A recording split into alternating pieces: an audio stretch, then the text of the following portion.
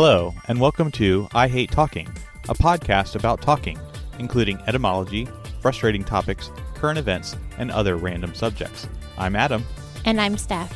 We are married, and we invite you into these discussions with us as we talk about the good and the bad of talking. We hope you enjoy today's episode.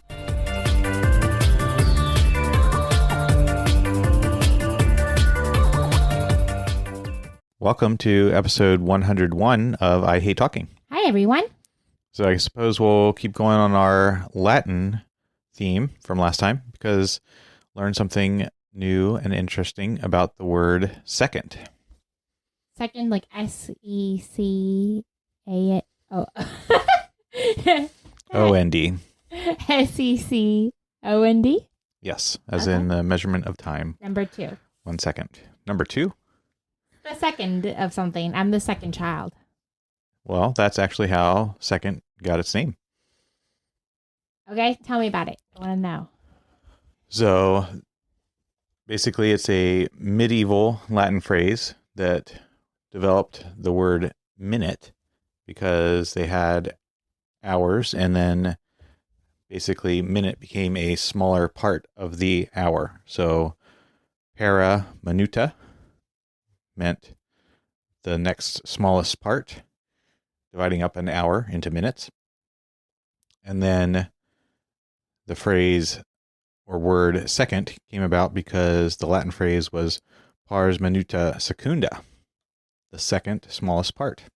But why is it the second smallest part? It's smaller than a minute. Yeah, as in like the second step in terms of reducing something. Okay. So my brain saw it as like, there's this small one, and this is the next smallest. No, it's more sequential. So minute is the first small part, and then second is the second small part. Okay. Well, there you go. So do they have one for the third? Is that the third smallest part? No, because then I think metric system took over, and then you'd have nanoseconds and things like that. Oh, okay.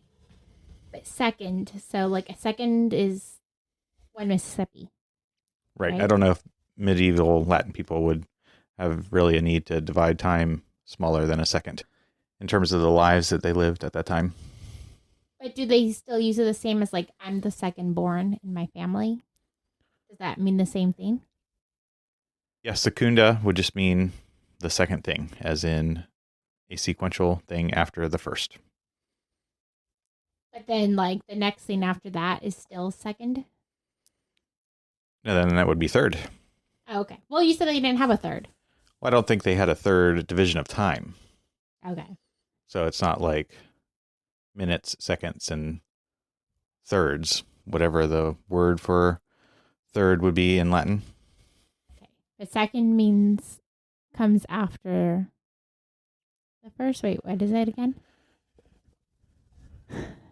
What? Second comes after 1? 2 comes after 1. Yes. Give me the definition again. Pars minuto secunda, the second smallest part. So I'm the pars minundo cumda of my family? No, because I think it has more to do with division rather than, well, maybe not. It's a sequential division. That's what I'm trying to say. It's sequential division, not sequence exclusively and nor division exclusively. Okay, so give me another example then. Because all I can think of is a second, like 1 Mississippi, or I'm the second born. So what are you getting at? The etymology of the word second in terms of the time measurement. Which is? The second smallest part. Pars minuta secunda. Okay, I can't be the only one that's confused right now. Because when I think of the second smallest part, I think it's not the smallest. It's the next smallest. I suppose so. So I'm dividing something that's a whole, an hour, into smaller parts, minutes, and then I divide that small part into even smaller parts, seconds. Okay. Well, this is probably why we as Westerners don't think like Latin people. Because I picture that. That's a good explanation. I see that. And then, okay, that's why it's seconds. But when you say second smallest, I think of not the smallest, but the next in that line. Yeah, another explanation here is that it says it's the second reduction. Okay, so you divide it and then you divide it again. Right. Okay, see, I can see that. That maybe am I lost in this? Because that makes sense to me. Like, you have a circle, you cut it in half, and you cut that in half again. Like, that makes sense to me. But saying the second smallest makes me think you're not the smallest, but you're the next smallest. If you have someone that's 4 feet, the person that's 4'2" is the next smallest. Yes. You're ranking things. Yeah, but that's not what they're getting at. They're getting at you cut it in half and then you cut it in half again. Yes. And actually, the way that they would have literally said that is that the division of an hour is literally first minute, which would be minute, and then second minute, which is seconds. Which is probably why it came to be developed as minutes and seconds, because that is confusing if you just said there's 31st minutes in an hour. Well, and what? there's no, there's 60 minutes in an hour. Oh, yeah. See, I'm even confusing myself.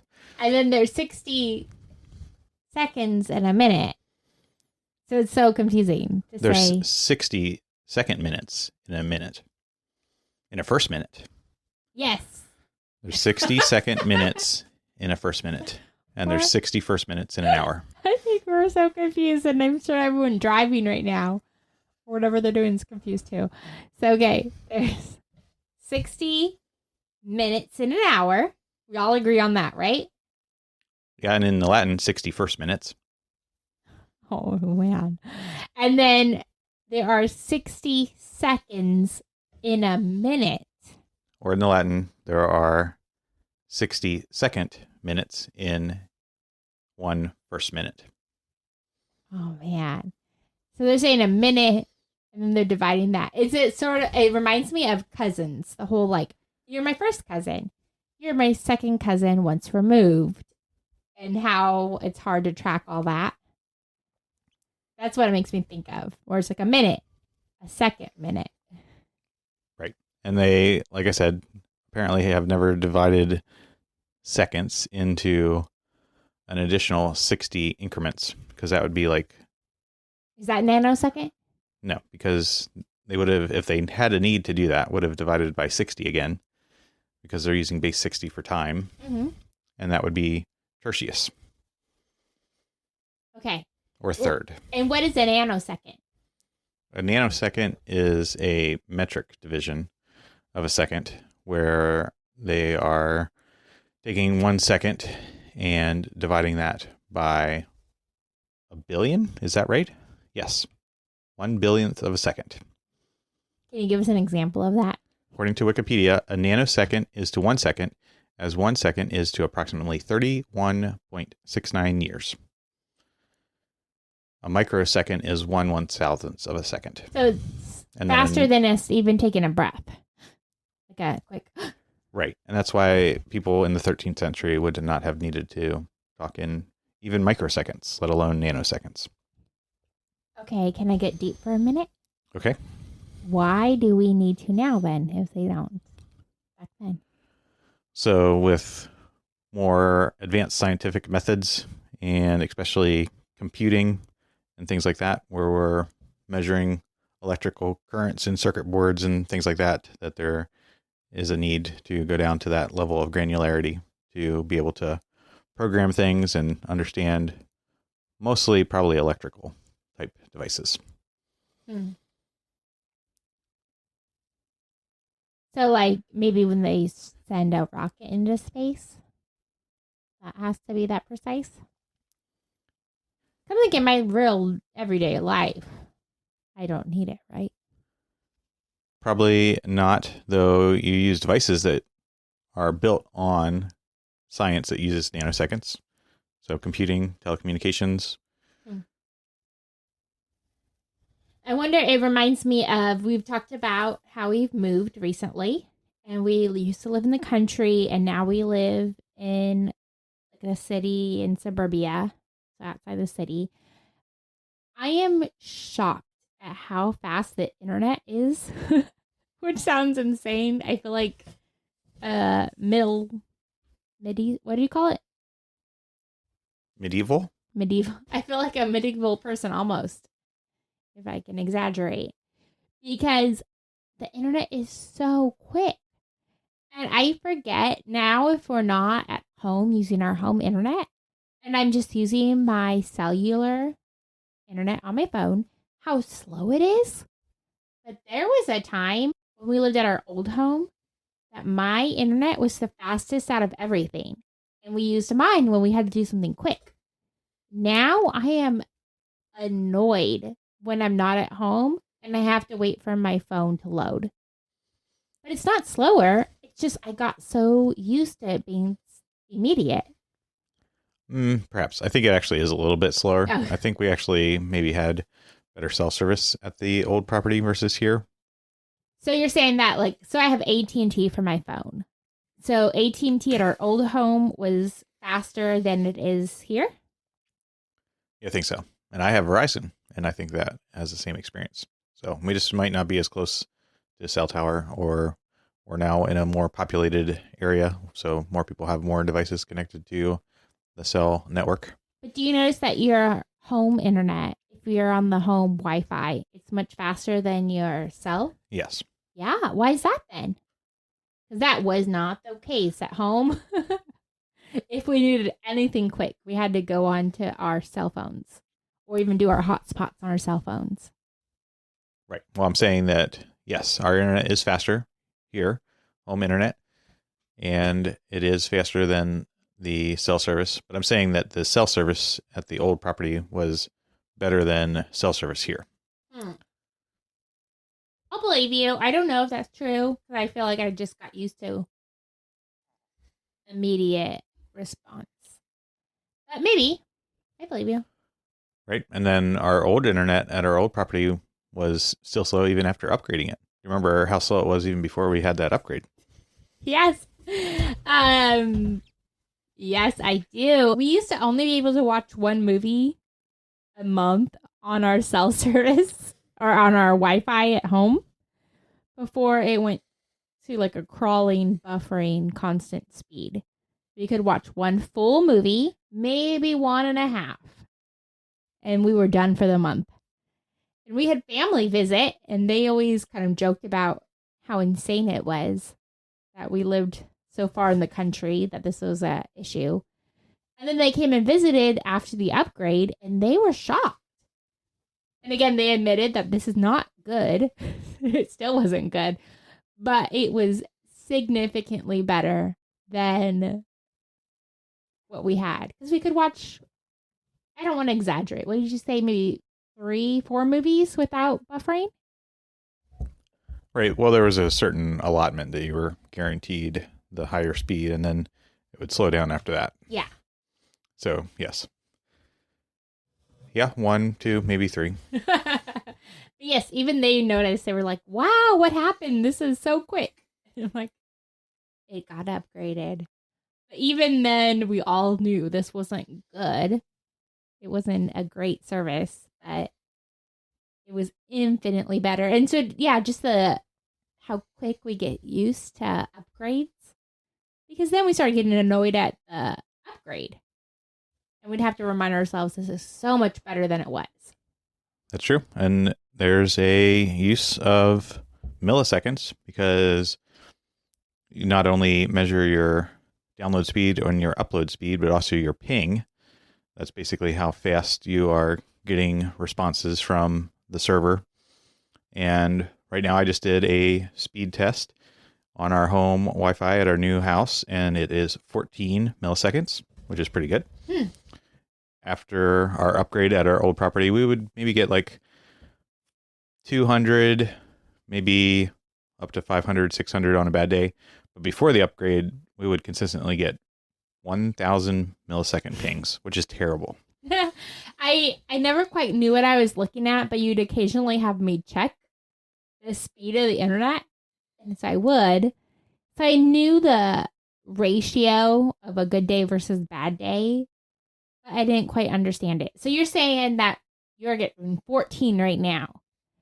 14 milliseconds, yes. And we used to get like 1,000. 1,000. Okay. And when it's that slow, you might not even measure it in milliseconds. It might as well be in seconds because that is over 1 second ping time. And how many milliseconds? I know you told us earlier. A millisecond is how many seconds? I did not say that earlier because we were talking about microseconds. Oh, well. Milliseconds is 1/1000th of a second. Is a micro more or less than a millisecond? Microsecond is much smaller. It is 1/1,000,000th of a second. Okay, so a microsecond, then millisecond, then second. From small to large, yes. And talk to me like I'm a 5-year-old. What are we talking about right now? For ping Yes. measurements, milliseconds. The smallest or second smallest? Well, if you go by Latin terms, it would be the third smallest of an hour. Okay. So not the smallest, but the third smallest. Well, when you have the metric system, you can go as small as you want. But I don't. I'm trying to follow this. Micro and... See, I would go in the Latin order. I would go from largest to smallest, not the other way around. Okay, then lead me through this. Hour, minute, second, millisecond, microsecond, nanosecond. Okay. And there might be some descriptions in between there. I don't know. And our internet is in... The ping is in milliseconds. Which is the third. Yes. Hour, minute, second, millisecond. Fourth. No, minute is the first. Okay, well, you said hour first. From our Latin friends. Hour is 0. Minute is first. Second is second, as we were talking about at the beginning of the episode. Right. And then milliseconds would be third. Right. Okay. I believe that. All right. And how many milliseconds are in a second? 1,000. So it takes, at our old home, it took 1 second to upload something. No, it took 1 second to just ping the other end of the internet to say, hey, we have something that we wanted to download or upload. So I say, dear Google, what is a millisecond? Send. And then it takes 1 Mississippi for it to let it know that I asked a question. Right. And then it has to respond back and say, what is your question? And then it has to upload the question and then it has to download the answer. So that's part of the reason it was so slow. Not only the upload and download speeds, but the extra time just to acknowledge the communication back and forth between systems. Which is why my internet seems so fast now. Because instead of saying 1 Mississippi, here's my question. Now I just say, instead of saying, hey Google, what is a millisecond? It doesn't say 1 Mississippi to get there. It says, what? And it's there. Yes, that's a very scientific way of describing it, I suppose. Good. All right. I learned a lot today. Thank you. Hopefully no one else is confused. I was super confused, but I think I'm on the right track. Hopefully everyone else is on that same track now too. Well, that does, I guess, give some credence to the metric system and describing time in terms of divisions of tens and hundreds and thousands instead of base 60, where you're talking about the first part, the second part, and so on. So I know you've mentioned before that you hate the base 10 system. Do you prefer the 60 system? I think just because it is so ingrained in our society that it's fine. Base 10? No, it's base 60. Oh, base 60. So then why do you hate base 10? The same reason, because miles and feet and inches are so ingrained in our everyday conversation and culture that is how we just do things, and it's relatively well understood.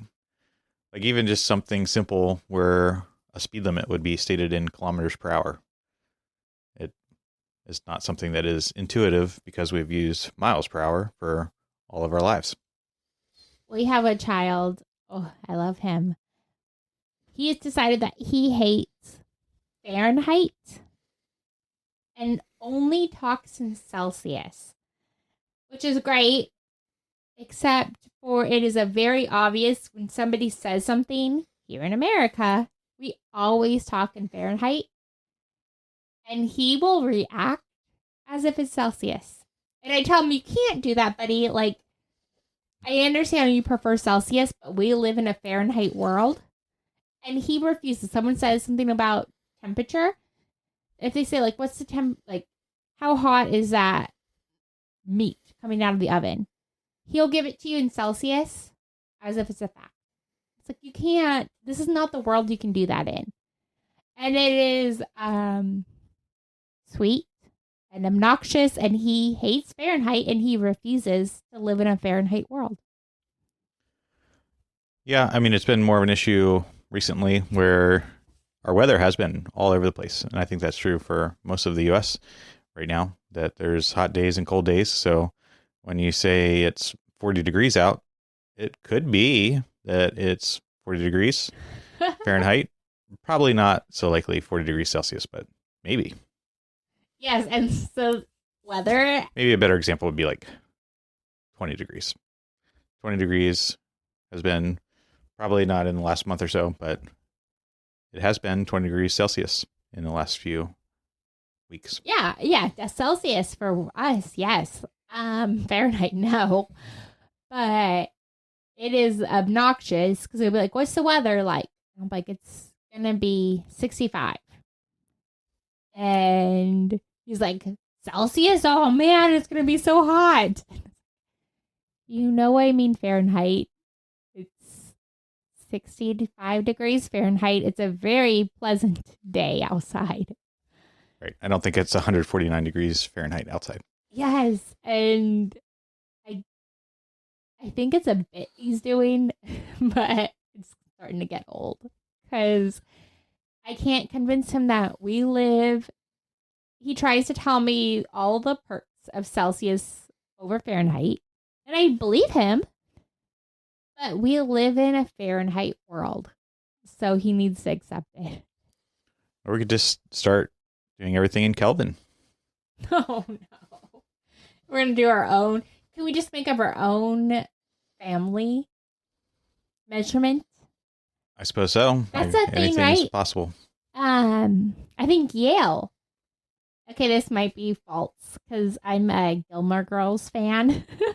So I haven't Googled it. You can if you want. But in Gilmore Girls, they go to Yale, and it's a big part of the storyline is called the Yale University culture measurement based on a certain child, like a certain student that went there. I forget what his name is at the time, but that's how they measure everything is by this one individual's height. So should we just do that? So it wasn't a temperature unit for Yale. I was searching for Yale temperature units. Oh, I'm sorry. I'm kind of going back and forth. I get it. From minutes to temperature to now length. Can you find anything, or is it Gilmore Girls lore? There's a MIT one. Not finding anything on Yale. But this may be related. Maybe you're not remembering if it's Yale or MIT.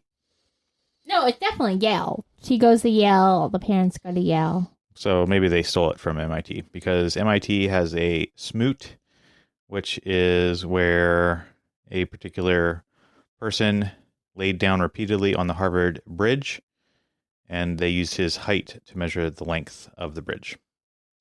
Now, And that was in 1958. They were doing silly things like that. Okay. No, it wasn't. It's not smooth. Acropog. It's a fictional unit of measurement in Gilmore Girls. So, Okay, it's fictional. fictional. But it could have borrowed from the true story of MIT because Gilmore Girls came after a smoot in 1958. Yes. Supposedly it comes from class of 1944. But it is fictional and humorous, apparently. But acropog is what, suppose in Gilmore Girls world, how they measure length. There you go. So yes, I suppose we can make our own temperature units if we so desire. Yeah, Gilmore Girls does it. The Americas do it. So we should. The Americas? I don't know. It's like the one thing we kept from Britain. What? They don't do kilometers in Britain? Commoners? What is commoners? It's so late. Kilometers. I thought you were referring to our imperial units as the commoners units. Kilometers. Kilometers. Well, they do now. Yes. But the imperial system was officially established by the British Weights and Measures Act of 1824. Okay, we're running late. We got to finish this up quick. But tell me super fast. Britain made our system. We took it here to America and they changed and we stuck with it. Yes. Apparently in 1965, the Federation of British Industry told the British government that they wanted the metric system, and the government agreed and supported a 10-year quote-unquote metrification program. And then the rest is history. So our numbers came from that. Correct.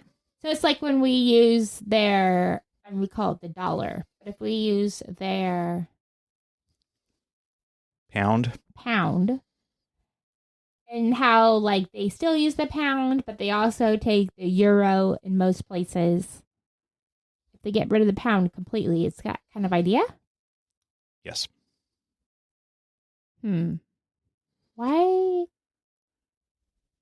I don't want to talk bad about our British friends. They're our allies. Well, now they are. I think. But why did they change? Because in history, it makes it sound like they're like, this is the way it is, and we're not going to change, and y'all are our people. But they did change. They did change, yeah, in 1965 from their imperial system, which the imperial system wasn't really theirs to begin with. It was more of the standardization of all the things that they gained from all their different things that they were doing across the globe, similar to how English has a lot of words that are from many different countries and cultures. Okay. They took all their measurement systems and consolidated it and standardized it into the imperial system. And then we got stuck with it. And we're not going to change because America is too big and too divided as it is. We're just stuck with this now. That's true. I'll be happy if they change daylight savings time. But if we ever went to the metric system, I probably wouldn't be as opposed as I used to be. I think it is have its benefits. Yeah, theoretically, I'm not opposed. But I am because I just don't want to learn something new. I suppose that's true. It took us 30 minutes to talk about what a microsecond and nanosecond is. Indeed. All right. We'll just keep with how we're doing things now. Well, there you go. So this episode should be about half an hour or 30 minutes. First minutes. 31st minutes. 31st minutes. Or what's 60 times 30? There'd be 1,800 second minutes. There's 3,600 seconds in an hour. So 1,300 milliseconds or second minutes.